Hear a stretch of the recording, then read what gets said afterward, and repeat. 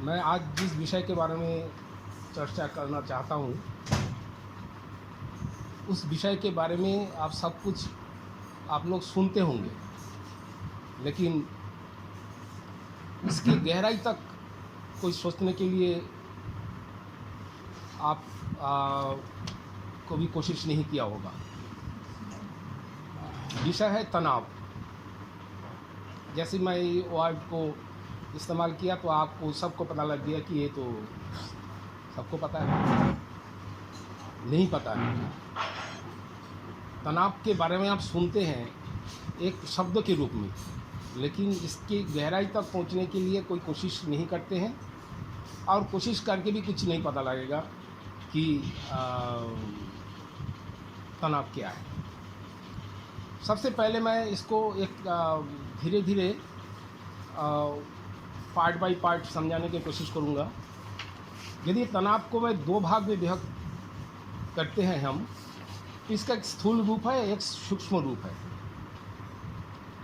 स्थूल रूप जो है वो शारीरिक तनाव कह सकते हैं आप, और सूक्ष्म रूप जो है वो मानसिक तनाव के रूप में हम जानते हैं। तो ये दोनों जो पार्ट मैंने इसलिए डिवाइडेड किया है कि आपको समझने में आसानी होगी तनाव क्या है।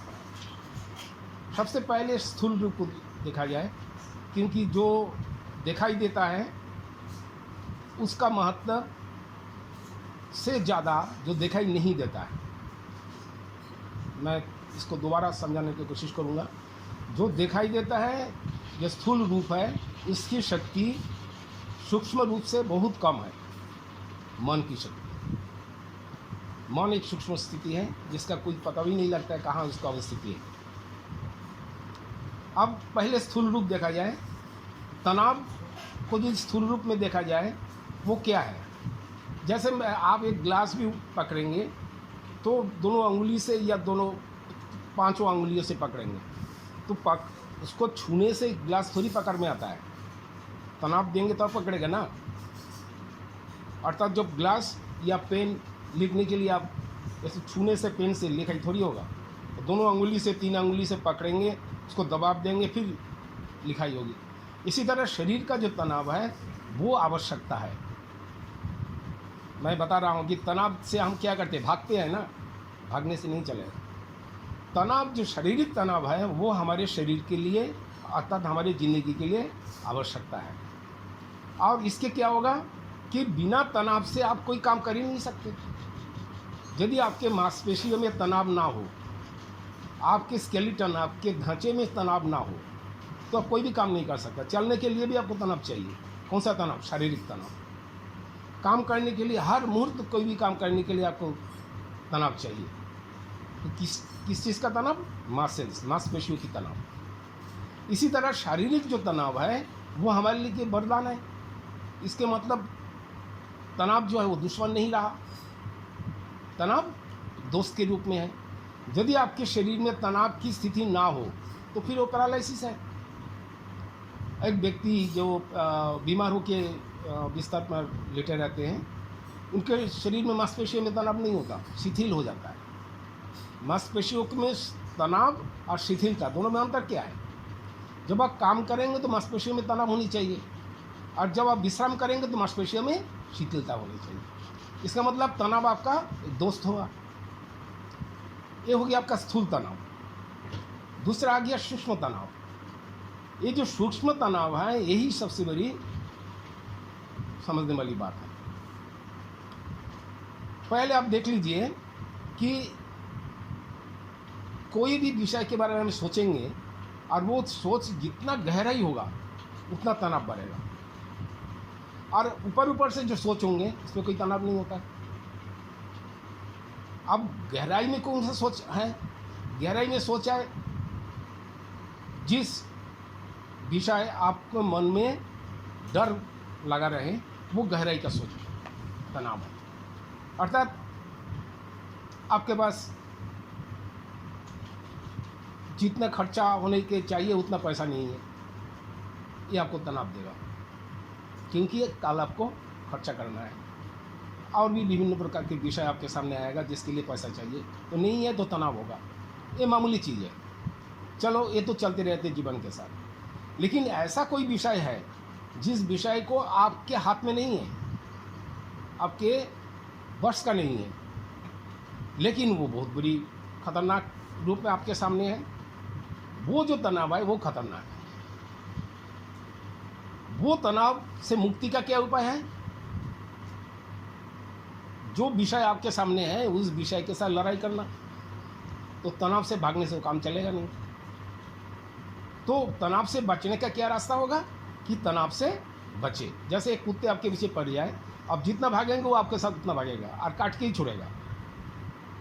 और अब खड़े हो जाइए, रुक जाएंगे। तनाव भी ऐसा ही है, जितना भागेंगे आप तनाव को छोड़ के वो आपके उतना पीछे भागते रहेंगे और वो कटेगा। कटेगा मतलब आप बीमार पड़ जाएंगे, उसे ही काटना कहते हैं। तनाव तो एक कुत्ता नहीं है, एक अदृश्य पावर है, वो आपको काटेगा मतलब आप बीमार पड़ जाएंगे। इसीलिए उसके बचने का क्या रास्ता है? रुकिए, शांत हो जाइए, क्या परेशानी है उसको समझिए, फाइट कीजिए, चला जाएगा। अब उस तनाव के बचने के लिए आप क्या ट्रैंक्विलाइजर लेंगे, डॉक्टर के पास जाएंगे, वो ट्रैंक्विलाइजर दे देगा। और ट्रैंक्विलाइजर क्या है कि वो रात को सोते समय ले लीजिए, शांत हो जाएंगे। और दवाई के प्रभाव से आप सो जाएंगे, सुबह उठ के 4 गुना तनाव में, क्योंकि आपका तो प्रॉब्लम सॉल्व हुआ नहीं। तो प्रॉब्लम सॉल्व करने के लिए आपको फाइट करना जरूरी है। अब प्रॉब्लम सॉल्व हो जाएगा, फाइट करेंगे, तनाव अपने आप हट जाएगा। कौन सा दवाई की आवश्यकता होगी? ये तो होगी आपका ये मानसिक तनाव से बचने का एक स्वाभाविक उपाय। लेकिन आप सुनने में ताज्जुब हो जाएंगे कि तनाव हमारे लिए एक बहुत बड़ी दोस्त के रूप में काम करता है। मेरे इसके बारे में लेक्चर है यूट्यूब में, आप बीच में मैं बात करना चाहूँगा इसके बारे में। मैं कर्मयोगी हेल्थ का एक ये है, हमारे पास एक व्हाट्सएप चैनल है। तो व्हाट्सएप जो है वो आप लोगों का सबका उसमें मेरे ख्याल से नाम होगा या नहीं होगा नहीं पता, आप देख लीजिए। कर्मयोगी हेल्थ का एक ये है, ये जितेंद्र को पता, जितेंद्र जी को कभी कभी आप मुझे फ़ोन करते होंगे या उसमें दवाई के बारे में पूछते होंगे, जो है उन्हें, लेकिन सब आप उसमें एंट्री हो जाइए। जो उसका ये है, जो जिन्होंने उसको ओपन किया है, पता नहीं दिनेश जी को पता होगा, तो उनको बोल के अपना नाम सभी एंट्री करवाइए उसमें। तो उसमें मेरा एक लिंक दे दूंगा, उस लिंक को क्लिक करने से मेरा सभी इसमें आ जाएगा। यूट्यूब में जितना भी मैंने प्रोग्राम डाला है वो सब मिल जाएगा। और कृपया उसको सब्सक्राइब जरूर कीजिएगा, लाइक कीजिएगा, जिससे कि आगे आपके साथ मैं संपर्क में रहूँ। अब जो मैं बताने जा रहा था, तनाव का जो एक बहुत खूबसूरत रूप है, उस रूप के बारे में। वो क्या है? जैसे देखिए, कोई व्यक्ति, कोई बच्चा सामने एक महीना बाद एग्ज़ाम है, तो एग्ज़ाम के लिए वो क्या करेगा? पढ़ाई करेंगे, उसके अंदर में तनाव होगा और पढ़ाई करेंगे। नींद, तनाव के कारण पढ़ाई लिखाई के बीच में ही को नींद आने की होती है। जैसे हम लोग पढ़ाई लिखाई एग्ज़ाम के समय ज़्यादा नींद आता था, एग्ज़ाम ख़त्म होने के बाद नींद खत्म हो जाती। ऐसा ही होता होगा सबके साथ जीवन में। क्यों? क्योंकि इतना दिमाग थक जाता है कि पढ़ाई के समय नींद आ जाती है, और जैसे ही दिमाग रिलीज हो जाता है तो वह नींद हट जाता है।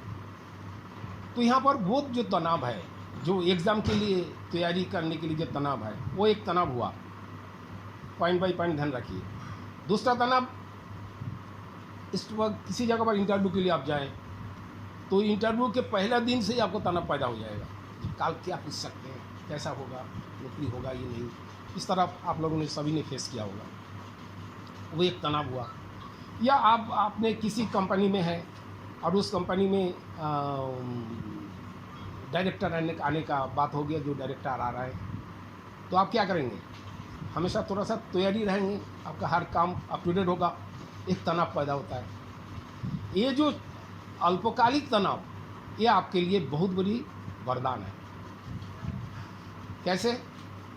ये जो अल्पकालिक तनाव के कारण आपके अंदर में एक हार्मोन सिक्रेशन होता है। देखिए, एक एक चीज़ पॉइंट कीजिए, मैं साइंटिफिकली इसलिए बताता हूँ जिससे कि आगे चल के ज़िंदगी भर ना भूले जिस विषय के बारे में चर्चा किया। एक हार्मोन की सिक्रेशन होती है, वो अल्पकालिक तनाव के, वो वाला दीर्घकालिक तनाव नहीं बोल रहा हूँ, अल्पकालिक तनाव, जैसे एग्ज़ाम के लिए, इंटरव्यू के लिए या और भी छोटे छोटे तनाव होते हैं, वो तनाव में जो हार्मोन सिक्रेशन होता है उसे कहते हैं immunoglobulin A, IgA, short form में होता है IgA। किसी का ये कीजिएगा, गूगल में सर्च कीजिएगा जैसे IgA लिखेंगे तुरंत तो आपका डिटेल्स में आ जाएगा। तो IgA जो इम्यूनोग्लोबुलिन ए, ये हार्मोन लीवर से पैदा होता है। कैसे? जैसे आपको तनाव में गए, ऊपर से आपको लगेगा कि आप सिर में भारीपन, डर जैसा स्थिति, बस यही स्थिति आपके लीवर को एक्टिव कर देगा, आपको पता नहीं लगेगा, क्योंकि आपके हर एक्टिविटीज़ में शरीर के हर ऑर्गन एक्टिव होता है अलग अलग रूप में। जैसे बहुत भाग दौड़ करेंगे, भाग दौड़ करके आएंगे तो कौन सा ज़्यादा एक्टिव होगा आपके शरीर में, कौन सा ऑर्गन? फेफड़े। बहुत गहरा श्वास प्रश्वास लेते रहेंगे और साथ साथ हृदय तेजी से उसके बीट बढ़ जाएगा। इसी तरह खाना खाते समय आपके आमाशय एक्टिव होंगे, पैंक्रियास एक्टिव होंगे, ठीक है। इसी तरह जो जो एक्टिव आप करेंगे उसके अनुसार उससे रिलेटेड ऑर्गन एक्टिव होगा। यहाँ पर क्या एक्टिव हो रहा है कि आप स्वल्पकालिक जो तनाव है उसमें लीवर एक्टिव हो जाता है। जैसे लीवर एक्टिव होगा, लीवर से आपको सुनने में बहुत ताज्जुब होंगे, हमारे लीवर 500 प्रकार के एक्शन करते हैं, 500 टाइप्स। मामूली मत समझिए, लीवर का जो आधे काट के भी निकाल दे तो जो छोटा जो रहेगा वो भी कुछ दिनों में फुल फॉर्म में आ जाएंगे। इतना उसके अंदर में पावर है कि खुद को बचाने की। क्यों? क्योंकि लीवर यदि एक्टिव ना हो, माने स्वस्थ ना हो, तो आप स्वस्थ नहीं रह सकते। खून बनना से लेकर, खून नष्ट होने से लेकर, खाना पचने से लेकर, त्वचा को स्वस्थ रखने से लेकर, शरीर के हर एक्टिविटीज़ में लीवर एक्टिव होता है। इसीलिए लीवर में 500 प्रकार के, अभी तक छानबीन से पता लगा जो 500 प्रकार का एक्टिविटीज़ है लीवर में।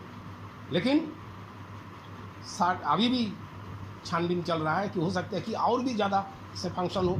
तो उसमें एक फंक्शन क्या हुआ, तनाव के समय लीवर एक्टिव हो, और उसमें से जो हार्मोन निकलता है उसे इम्यूनोग्लोबुलिन ए कहते हैं। वो जैसे ही निकला वो खून में साथ मिल जाता है, खून में मिल के सरफेस पर चला जाता है, त्वचा के नीचे वाले म्यूकस जो लेयर है उस लेयर में चला जाएगा।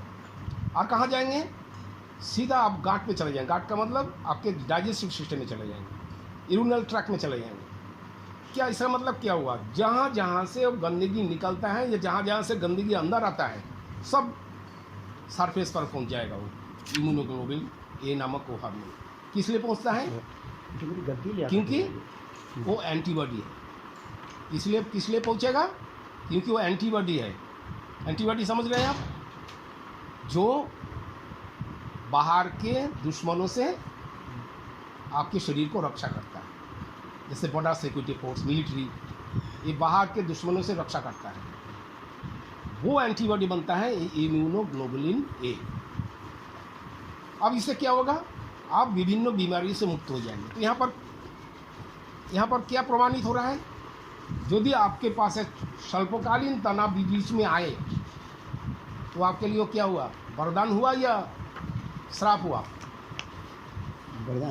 वरदान ही हुआ ना। थोड़ा आप कुछ जवाब दीजिए, नहीं तो मुझे लगता है कि आपको ऊपर से निकल जा रहा है बात। ऊपर से तो नहीं निकल रहा है, मैं कहानी के रूप में समझा रहा हूँ। आपके स्वल्पकालीन जो तनाव है उस तनाव से लीवर एक्टिव होता है। लीवर एक्टिव होकर इम्यूनोग्लोबुलिन ए प्रकार नामक एक प्रकार के प्रोटीन या हार्मोन निकलता है, जो निकलकर खून के साथ मिलता है। खून के मिलके पूरा शरीर के सरफेस पर चला जाता है और डाइजेस्टिव सिस्टम, यूरिनल सिस्टम, सब सिस्टम में चला जाएगा, क्योंकि वहाँ पर ही विभिन्न प्रकार की बीमारी का निवास होता है। और वहाँ पर पहुँचने के कारण क्या होगा? जो बीमारी पहले से वहाँ रुका हुआ है उस बीमारी को नष्ट कर देगा, विनष्ट कर देंगे, कोआगुलेट कर देंगे। कोआगुलेट का मतलब खा लेगा, नष्ट कर देगा। इसका मतलब क्या हुआ कि स्वल्पकालीन तनाव जो है वो आपके लिए वरदान हुआ। इसका मतलब जो आपने जो अभी तक सुन के आया है कि तनाव एक दुश्मन है, तनाव दुश्मन नहीं है।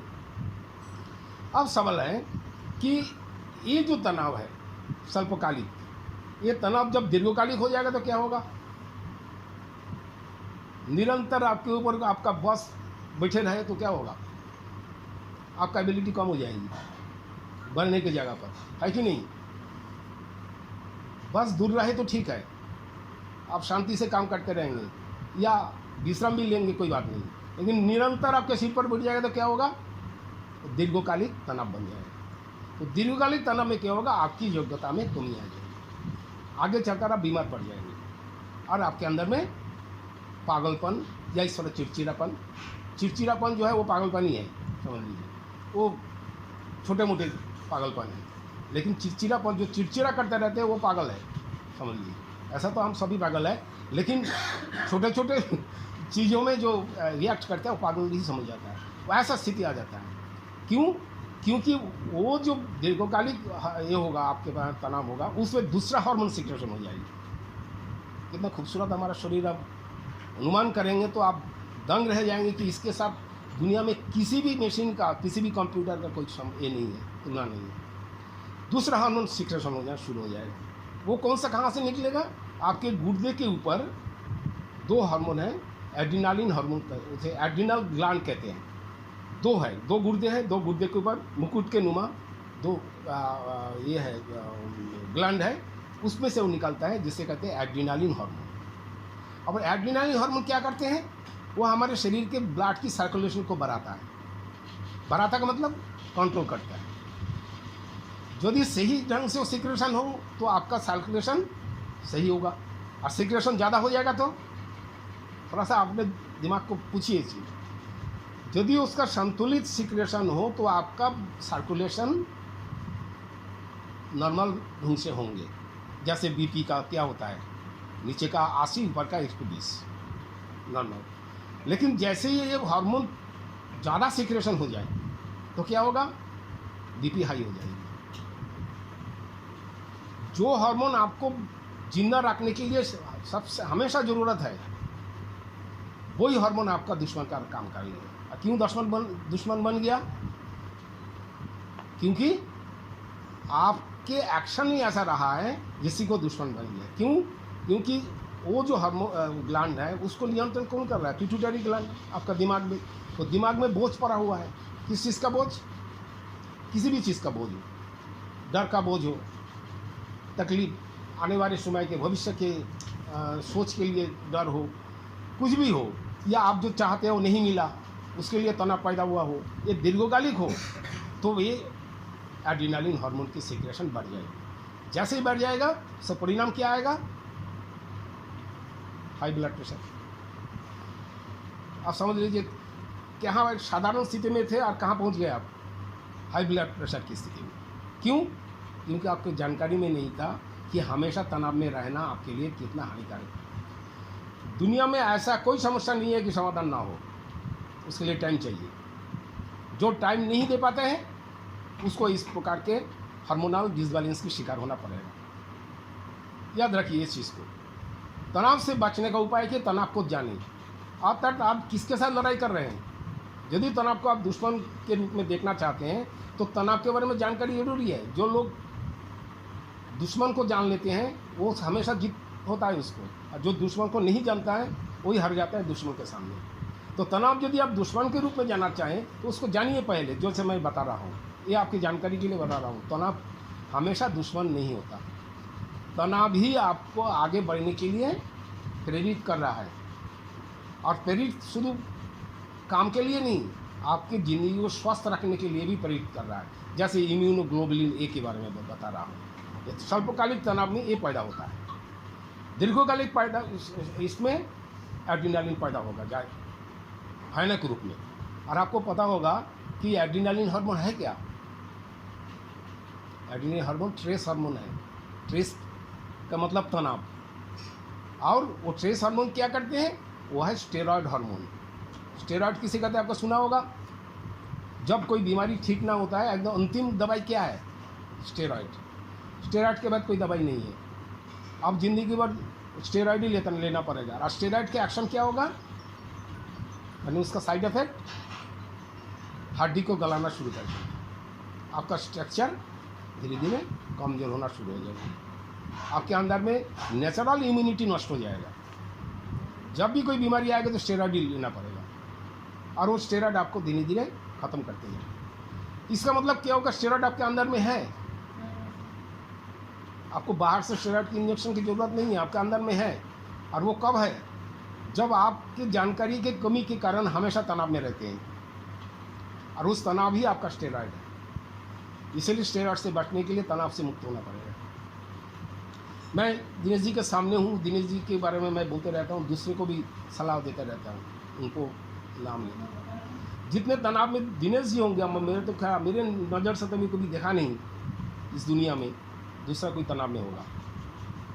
इतना खतरनाक तनाव में झेलते हैं, उसके बावजूद भी मैंने इन्होंने मैंने जिस तरह लोगों के साथ मिलते हैं, जिस तरह लोगों के साथ मैंने अपने मन की बात बताते हैं, ऐसे किसी को देखा नहीं है। जो भी हो, तो थोड़ा टाइम देख लीजिए, आधे घंटे से ऊपर होगा।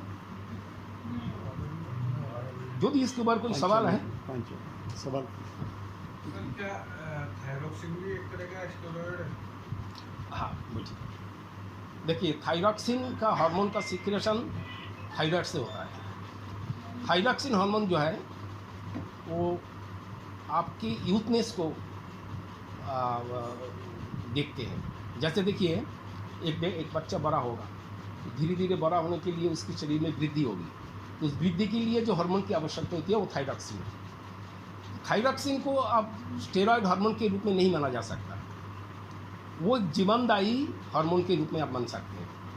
थायरॉक्सिन सिक्रेशन की यदि वृद्धि हो जाए तो आपके अंदर में जो बीमारी आएगी उसे कहते हैं जायंटिज्म। शरीर इतना वृद्धि हो जाएगा कि वो दैत्य जैसा लगने लगेगा, उसे हाइपर थायराइडिज्म कहते हैं, सुना होगा आप लोगों ने। और यदि इसका सिक्रेशन कम हो जाए